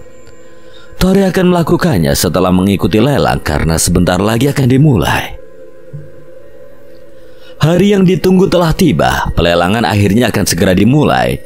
Di tengah pusat kota Jagratara sangat ramai sekali, berbagai macam makhluk berkumpul. Dari kalangan rendah sampai kalangan bangsawan atas, bahkan tidak jarang juga ada yang berasal dari wilayah lain, seperti Janaloka maupun Jaladi. Pelelangan di Jagratara adalah tempat terbesar di seluruh wilayah Kerinci dan siapapun bisa berpartisipasi. Yang terpenting memiliki syarat tertentu. Syaratnya hanya mampu membeli apa yang ditawarkan di lelang, berani menawar harus berani membayar, atau konsekuensinya akan buruk jika tidak mampu membayarnya. Hiruk pikuk suasana kota seperti halnya kota pada umumnya. Hanya saja apa yang terlihat di kota Jagratara seperti sedang ada pesta Halloween. Semua yang hadir seperti menggunakan topeng. Berbaris, yang ingin mengikuti lelang harap tertib. Tuan, mari ikuti saya untuk menemui pemilik pelelangan ini. Tori dan rombongannya pergi mengikuti Bakara. Sebelumnya dia sudah menemui pemilik lelang untuk memesan tempat khusus untuk Tori. Nona Igris, perkenalkan, inilah tuanku Tori. Oh, naga emas yang sangat tampan, ucap Igris yang memiliki jiwa merah peringkat 1. Singkirkan tatapan menjijikan itu pada suamiku. Hawa membunuhmu yang menyeramkan, setidaknya kau juga memiliki jiwa merah. Menarik. Bisakah kau memberikan tempat nyaman buat kami? Tergantung berapa yang bisa kau bayar, atau jika kau punya sesuatu untuk dilelang, aku akan memberikan ruangan khusus secara gratis. Tergantung nilai barangnya. Bagaimana dengan ini? Tori menunjukkan manik air suci. Apa? Ini manik air suci. Oh, betapa indahnya. Ini pertama kalinya kami akan melelang barang yang sangat berharga. Pelayan. Iya, Nyonya. Antar tamu terhormat kita ini ke ruangan nomor 2. Baik, Nyonya. Tori dan yang lainnya digiring menuju ruangan yang sangat besar. Sepertinya ruangan tersebut adalah tempat terbaik di pelelangan. Silakan tuan-tuan, buat diri Anda nyaman. Hei pelayan, siapa yang berani menempati ruangan kami? Kata seseorang, sebut saja Ragus, jiwa emas peringkat 3. Maaf tuan, kamar nomor 2 sudah ada yang memesan secara pribadi. Nyonya yang memberikan ruangan tersebut. Memangnya dari klan mana yang menempati ruangan ini? Apa kau tidak tahu aku ini siapa? Maaf tuan, aku hanya mematuhi perintah Nyonya. Ragus tidak pikir panjang, dia mendobrak pintu di mana Tori berada. Hei kalian semua, ini adalah ruanganku. Pergilah sebelum tuan muda ini marah. Potong lengan kalian karena berani sembarangan menempati ruanganku. Seseorang, tolong potong lengannya dan lempar dia keluar. Baik, aku saja. Oh, aku tahu kau. Bukankah kau Gamon? Mau apa kau? Apa yang kau lakukan? Sial, tanganku! Tuan, bawa pergi tuan mudamu sebelum aku remas kepalanya. Awas kau, ayahku pasti akan membalasnya. Ragus adalah tuan muda dari klan Gangba. Tidak lebih rendah dari klan Zenoid. Pemimpin klan Gangba memiliki jiwa merah peringkat 1, yang mana membuat klan Gangba menjadi salah satu bangsawan tinggi di wilayah Jagratara. Waktu yang ditunggu telah tiba, pelelangan akhirnya dimulai. Ada beberapa barang istimewa yang akan dilelang hari itu. Dari barang yang sederhana hingga barang langka. Selamat datang semuanya, aku adalah Sora, sebagai pembawa acara kali ini. Barang pertama yang ditawarkan adalah Armor Dragon Lizard. Armor ini terbuat dari sisik Dragon Lizard yang mampu menahan beberapa serangan makhluk jiwa merah peringkat 1. Dibuka dengan harga 10 manik ungu. Penawaran tidak boleh kurang 5 manik ungu. Armor itu milikku. Aku tawar 15 manik ungu. Aku 20. Dasar miskin. Aku tawar 50 manik ungu. Siapa dia? Entahlah. Di ruangan nomor 2. Bukankah dia orang yang berani menawar istri tuan dengan 50 manik ungu?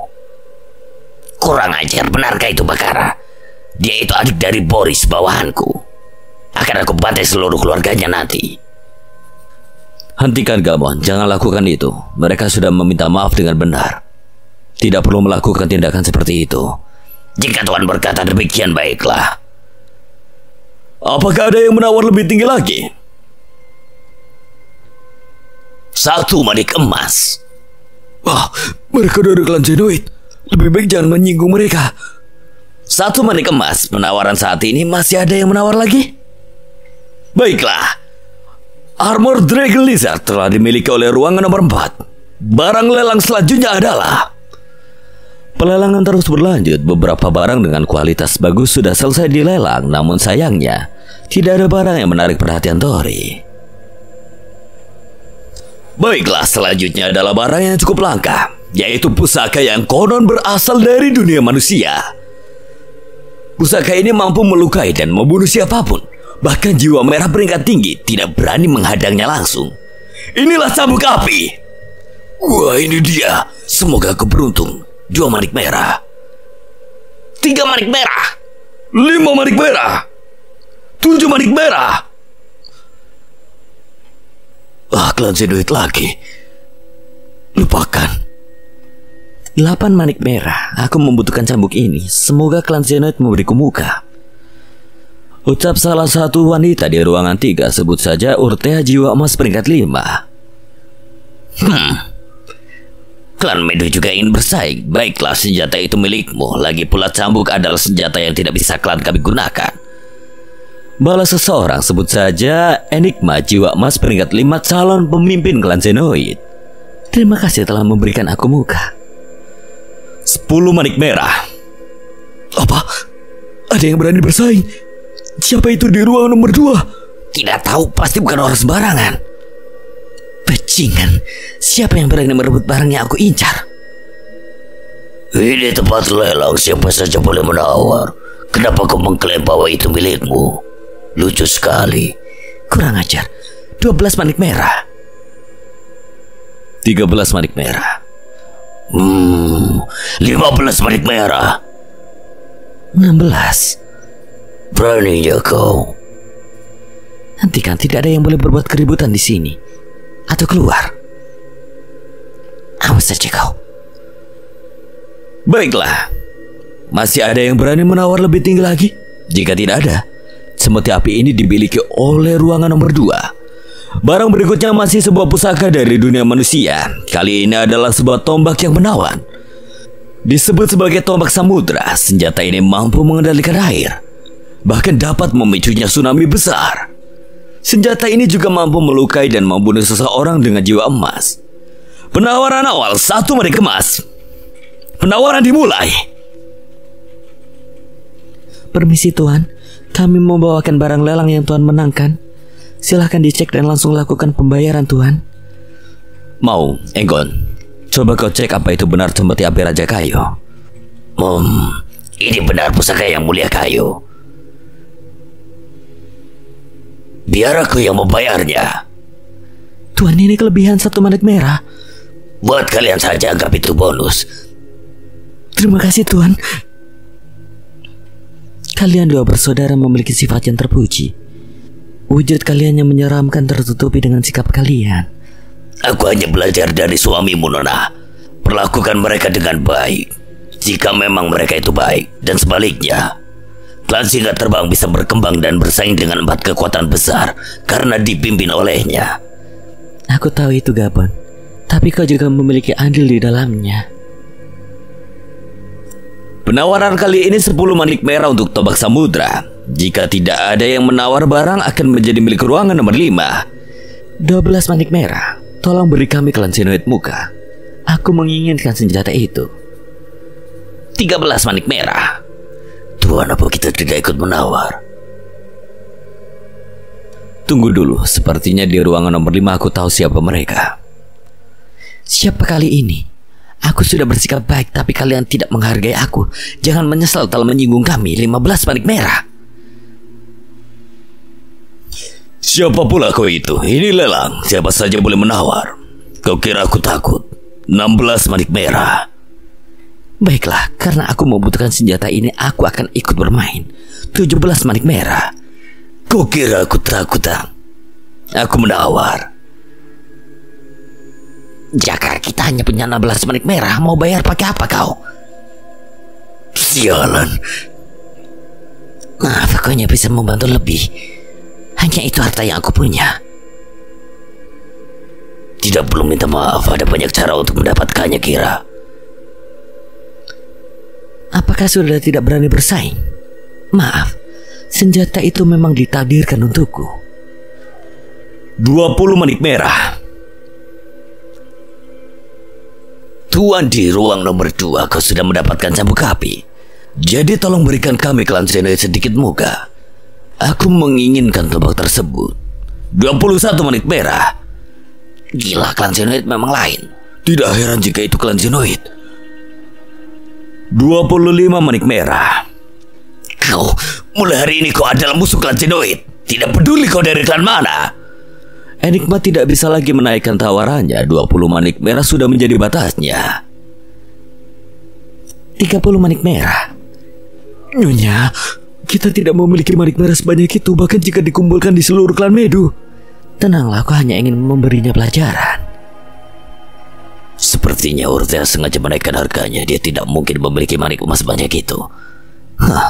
Orang itu sudah menyinggung banyak orang. Meskipun mereka mendapatkan barangnya, mereka akan menjadi incaran. Hei, apa kau berani bersaing? Tidak, karena kau membutuhkan tombak itu, maka ambillah. Tapi tenanglah Enggon, tombak itu tetap menjadi milik kita. Apa? Hei, kau takut bersaing denganku? Jika kau menginginkannya, ambillah. Baiklah, karena tidak ada lagi yang menawar, maka tombak samudra dimenangkan oleh ruangan nomor 3. Barang berikutnya akan menjadi barang terakhir di pelelangan ini. Dalam sejarah pelelangan ini adalah pertama kalinya kami melelang barang yang sangat langka, yaitu manik air suci. Manik air suci memiliki kegunaan untuk menaikkan satu peringkat jiwa seseorang dan memperkuat jiwanya. Karena manik air suci benda yang sangat langka, maka akan dibuka dengan harga 5 manik merah. Penawaran tidak boleh kurang dari 1 manik merah. Terjadi kegaduhan di ruang nomor 3 karena Urtea tidak mampu membayar. Dia dan pengikutnya diusir dari pelelangan, serta klan Medu di blacklist dari keanggotaan pelelangan dan tidak diizinkan mengikuti lelang lagi. Awas kau, aku pasti akan buat perhitungan. Maaf atas gangguannya, karena ruang nomor 3 tidak bisa membayar. Maka apakah ruang nomor 2 bersedia membayar dengan tawaran sebelumnya, yaitu 25 manik merah? Bawa kemari barangnya. Ternyata begitu. Kau hebat mempermainkan orang. Kita lanjutkan penawarannya. 22 manik merah. Ruang nomor 1. Jika aku bisa mendapatkan manik itu, maka tetua klan bisa naik ke peringkat 2 jiwa emas. 25 manik merah. 30 manik merah.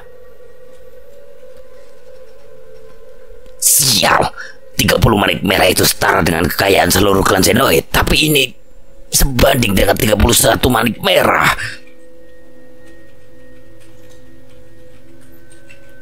35 manik merah. Sial. Adakah yang ingin menaikkan lagi penawarannya? Jika tidak, manik air suci akan dimiliki oleh ruangan nomor 1. Tunggu, jika berkenan tunjukkan siapa yang ada di ruangan nomor 1. Aku penasaran dari klan mana yang memiliki harta 30 manik merah. Kecuali itu penguasa Jagatara. Maaf tuan, saya tidak bisa mengatakannya karena bersifat pribadi. Kecuali mereka sendiri yang bersedia. Tuan di ruangan nomor 1 adalah tamu kehormatan kami. Beliau menyediakan barang-barang lelang seperti senjata yang berasal dari dunia manusia, itu miliknya. Kau sudah paham, nak? Suara ini, maaf tuan, sudah mengganggu. Baiklah, pelelangan hari ini telah selesai. Ditunggu lelang selanjutnya. Terima kasih sudah hadir di pelelangan kami. Lelang akhirnya berakhir dan Tori mendapatkan apa yang dia cari. Berakhirnya pelelangan bukan berarti semua masalah juga selesai. Justru semakin banyak masalah yang harus mereka hadapi. Saat mereka keluar dari ruang nomor 2, mereka akhirnya bertemu dengan Jaka, Bon, dan rombongan lainnya. Kira adalah anggota keluarga Liwung. Mereka bertemu di kerajaan Jaladi. Banyak hal terjadi dalam perjalanan mereka. Kisah mereka akan diceritakan terpisah dan menjadi cerita sisipan. Tori, aku kira siapa yang ada di ruang nomor 2. Ternyata kalian. Hampir saja aku mau dirampok sama Jaka.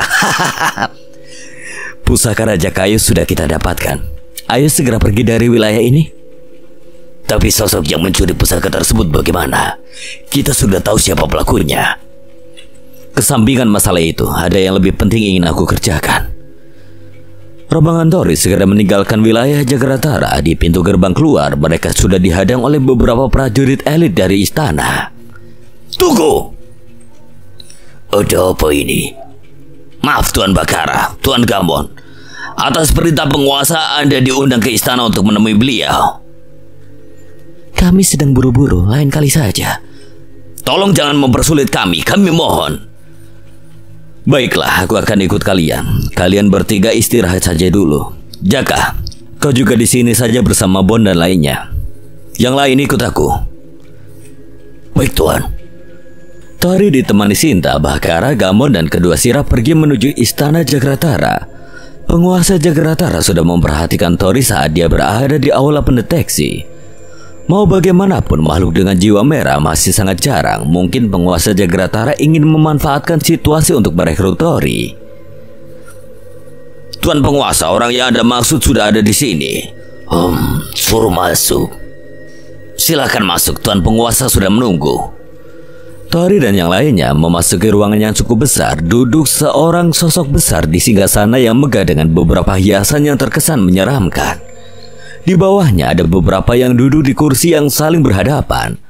Mereka adalah para pemimpin klan besar dan bagian dari Jagratara. Perkenalan singkat terjadi dan beberapa basa-basi. Silakan duduk, buatlah dirimu senyaman mungkin. Terima kasih. Ada perlu apa? Anda memanggilku kemari. Aku sudah tahu bahwa kau telah memadatkan jiwa merah. Aku tidak tahu dari mana kau berasal. Aku tidak tahu, sejak kecil Bakara yang merawatku. Benarkah itu, Bakara? Benar, Tuan Penguasa. Kalau begitu, bukankah kau juga bagian dari Jagratara? Bagaimana apa kau mau menjadi salah satu petinggi di Jagratara? Kau akan memiliki wewenang lebih, wilayah yang lebih luas serta otoritas tinggi yang setara dengan mereka para pemimpin klan ini. Tori tidak tahu harus menjawab bagaimana. Menerima mungkin akan membatasi ruang geraknya. Namun jika menolak, tidak tahu konsekuensinya apa yang akan diterima. Tori bingung harus menjawab apa. Permintaan penguasa Jagratara sangat mendadak dan memang sepertinya sudah direncanakan sebelumnya. Bolehkah aku mempertimbangkan terlebih dahulu? Setidaknya para tetua dari klan kami mengetahuinya untuk menunjukkan rasa hormatku. Tentu aku tunggu kabar baiknya. Jika begitu kami permisi. Tori dan rombongannya meninggalkan istana Jagratara, mengesampingkan tentang permintaan Talasu dan beberapa klan besar yang berada di sana. Beberapa memancarkan niat membunuh yang kuat. Sejak kehadiran Tori di wilayah Jagratara, dia telah menyinggung beberapa klan. Mereka tidak akan tinggal diam begitu saja. Mereka pastinya sudah melakukan rencana untuk membuat perhitungan dengan Tori. Di suatu tempat di mana rekan-rekan Tori beristirahat, di satu bangunan yang cukup besar milik Bakara di pinggiran kota Jagratara, Tori menjelaskan pada mereka tentang penawaran yang diberikan Talasu padanya. Untung saja alasanmu bisa diterima. Kenapa tidak? Bocah ini sudah cukup terkenal di wilayah karena berhasil membangkitkan jiwa merah. Pastinya penguasa di sini akan memperlakukannya dengan baik dan segera ingin merekrutnya. Jika penguasa Jagratara tahu bahwa kedua manusia ini juga memiliki jiwa merah, dia pasti juga akan mengundangnya. Serius mereka berdua membangkitkan jiwa merah juga? Apa kau masih belum tahu siapa aku? Ini nih Jaka Guntur. Ya meskipun harus diulang 7 kali. Itu karena aku sedang dalam kondisi tidak baik, Bon. Di wilayah Jaladi, Jaka, Bon dan Liwung disambut baik oleh penguasa Jaladi. Bahkan mereka bertiga mendapatkan kesempatan untuk menjelajahi Samudra Seribu Badai. Di sana mereka bertiga mendapatkan banyak keuntungan meskipun tidak semua wilayah mereka datangi. Setidaknya 1/4 wilayah Samudra Seribu Badai bisa mereka jelajahi. Dan itu rekor tertinggi, bisa menjelajahi hingga sedalam itu. Bon awalnya hanya bisa membangkitkan jiwa emas peringkat 1, tapi saat dalam kondisi tubuhnya hitam, dia mampu membangkitkan jiwa merah peringkat 2, 1 tingkat di atas Jaka yang hanya jiwa merah peringkat 1. Kita berkumpul seperti ini membuat aku secara pribadi sangat bangga. Setidaknya di sini ada 6 di antara kita yang sudah memiliki jiwa merah. Jumlah ini lebih yang dimiliki setiap negara, ditambah lagi Tuan Gabon dan Tuan Roha. Aku yakin mereka telah ada di peringkat 3 jiwa merah. Percayalah, alam semesta kerinci ini akan mengalami perubahan besar. Mereka semua yang ada di sana tersenyum mendengar yang Tori tuturkan. Tentunya mereka sependapat dengan gagasan Tori. Mereka saling berbincang-bincang membahas rencana ke depannya untuk mencari wilayah baru untuk klan mereka. Mau bagaimanapun, beberapa klan yang ada di buku jiwa tidaklah sedikit. Sedang asiknya mereka berbincang, sesuatu mengganggunya. Suara apa itu? Kebetulan sekali mereka datang. Hei, apa yang kau maksud itu? Tunggu saja, nanti juga kau tahu sendiri. Suasana menjadi hening, tidak ada sepatah kata pun mereka ucapkan. Semuanya tahu jika mereka sedang disergap oleh musuh. Beberapa sosok dengan jumlah yang cukup banyak dengan penampilan yang khas pembunuh memasuki ruangan paksa. Kami tidak ingin membunuh, kami hanya ingin menjemput seseorang yang bernama Tori. Ikutlah dengan tenang, jangan sampai kami bertindak dengan kekerasan. Mereka dari organisasi Sendan.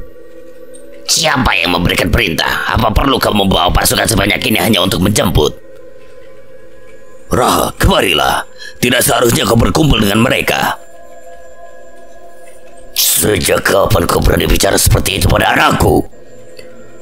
Raha mengeluarkan energi pembunuh yang sangat kuat. Seluruh anggota Sendan ambruk tidak kuat menahannya. Aoka bersimpuh gemetaran mendengar ucapan Roha. Tuan Roha, benarkah itu Anda? Aoka adalah pemimpin organisasi Sendan. Sosok Aoka yang memiliki jiwa merah sampai gemetaran hanya dengan aura membunuh milik Roha. Sudah dipastikan bahwa Roha telah memiliki jiwa merah peringkat tinggi. Siapa yang menyuruhmu menangkap tuanku? Maksud Anda tuan yang mana? Siapa yang menyuruhmu? Jangan membulinya, Roha. Mau bagaimanapun dia tidak tahu apa-apa. Lagian dia juga salah satu anggotamu, bukan? Aoka semakin gemetaran setelah melihat Gabon, 2 orang kuat yang dulu berada di bawah Talasu, hadir di satu ruangan. Aoka sangat menyesal telah berkata dengan arogan dia tidak menyangka kejadian hari itu akan terjadi. Aoka menceritakan semuanya. Dia diperintahkan oleh 3 klan besar untuk menangkap Tori. Klan tersebut adalah klan Zenoid, klan Medu, dan klan Gangba. Memang sebelumnya Tori telah menyinggung 3 klan tersebut. Pimpinan klan Zenoid mengetahui bahwa anaknya Enoid tidak segera kembali setelah masuk pegunungan Nadi Iblis. Mereka menduga ada hubungannya dengan Tori. Sedangkan klan Medu sempat berselisih dengan Tori di pelelangan, dan berakhir klan Medu di blacklist dari pelelangan dan tidak diizinkan lagi mengikuti lelang. Klan Medu menyalahkan Tori juga atas kejadian tersebut. Lalu klan Gangba, pimpinannya tidak terima anaknya diperlakukan seperti itu. Ragus adalah pimpinan dari anak klan Gangba, tangannya putus ditarik oleh Gamon sebagai hukuman karena menyinggung Tori, dan akhirnya ayah Ragus ingin balas dendam. Ketiga klan tersebut hanya mengetahui bahwa Tori saja yang memiliki jiwa merah peringkat 1. Mereka pikir minta bantuan Zen dan masalah akan selesai. Karena Roha masih hidup, organisasi Zen kembali diambil alih olehnya tanpa sepengetahuan Talasu. Setelah kejadian itu, rombongan Tori segera meninggalkan wilayah Jagratara. Semua berjalan normal tanpa ada hambatan hingga mereka keluar dari gerbang kota Jagratara. Di satu tempat yang luas jauh dari wilayah Jagratara, satu persatu anggota dari klan Zen, Barba, Babut, dan Singa Terbang dibebaskan dari dunia buku jiwa, kecuali klan Zenoid dan klan Jarga. Klan Zenoid sendiri tetap terjebak di hutan bencana, sedangkan klan Jarga tetap masih ingin berada dalam dunia buku jiwa. Dengan ini, aku sudah selesai dengan tugasku. Aku tidak ingin berlama-lama lagi di wilayah ini. Aku harus segera kembali. Gabon, Roha. Iya Tuan. Setelah aku pergi, kalian berdua yang bertanggung jawab untuk memimpin klan Singa Terbang. Aku sarankan kalian bersatu. Wilayah Jagratara tidak akan mampu mengimbangi kalian. Baik Tuan, aku juga sudah diskusikan hal ini dengan Gabon. Klan Zen akan menjadi bayangan dari klan Barba. Sebagai pusatnya, kami akan tetap menggunakan nama Singa Terbang sebagai nama wilayah kami. Baiklah, aku percayakan pada kalian berdua. Dan Bahkara, kemarilah. Baik Tuan. Aku percayakan buku jiwa ini padamu. Gunakan dengan bijak. Tidak ada sosok lain di sini yang lebih cerdas darimu. Satu saat kami pasti akan kemari lagi. Baik Tuan. Kepercayaan Anda akan saya bawa sampai mati. Dari semuanya, Bahkara lah yang ditunjuk untuk menerima buku jiwa. Bahkara juga diberikan otoritas atas kendali buku jiwa. Selain Tori dan Bahkara, tidak ada yang bisa menggunakannya. Bahkara bisa keluar masuk buku jiwa dan memanggil sosok kuat seperti Dead Soul atau yang lebih kuat lagi untuk kepentingannya kelak. Kami akan pergi sekarang. Semoga kalian bisa mengatasi masalah kalian. Selamat jalan Tuan. Selamat jalan. Terima kasih penguasa Singa Terbang. Terima kasih Nona. Kepergian mereka memang cukup berat, harus meninggalkan mereka, tetapi mereka tidak bisa terlalu jauh ikut campur urusan dunia semesta kerinci. Tujuan mereka sudah selesai, membawa pusaka Raja Kayo yang telah dicuri. Mereka juga tidak sempat untuk menyelidiki siapa sosok yang berada di ruangan nomor 1 di pelelangan waktu itu. Semuanya Tori serahkan pada Roha untuk melakukan pengintaian. Jika memungkinkan, Tori meminta untuk mengurungnya sampai Tori datang lagi satu saat. Perjalanan ke wilayah semesta alam gaib kerinci terasa sangat singkat, tapi bagi Tori, itu sudah berlalu bertahun-tahun karena berada di dalam buku jiwa. Tetapi karena itu, Tori mampu mengendalikan tombak naga emas meskipun hanya memiliki batas waktu tertentu. Ini bukanlah akhir perjalanan mereka. Alam semesta kerinci hanyalah sebagian kecil. Kedepannya akan semakin banyak lagi petualangan dan rintangannya lebih menegakkan lagi. Saat ini hanyalah mereka bertiga, Tori, Jaka, dan Bon. Semakin jauh perjalanan mereka, akan semakin banyak orang-orang dengan kemampuan yang berbeda akan bergabung ke dalam petualangannya. Sekian, terima kasih buat Sinta Diary yang telah mengizinkan saya membawakan ceritanya. Apabila ada kesalahan atau kekurangan, Kang Selamat memohon maaf sebesar-besarnya. Akhir kata, Kang Selamat pamit undur diri. Wassalamualaikum warahmatullahi wabarakatuh.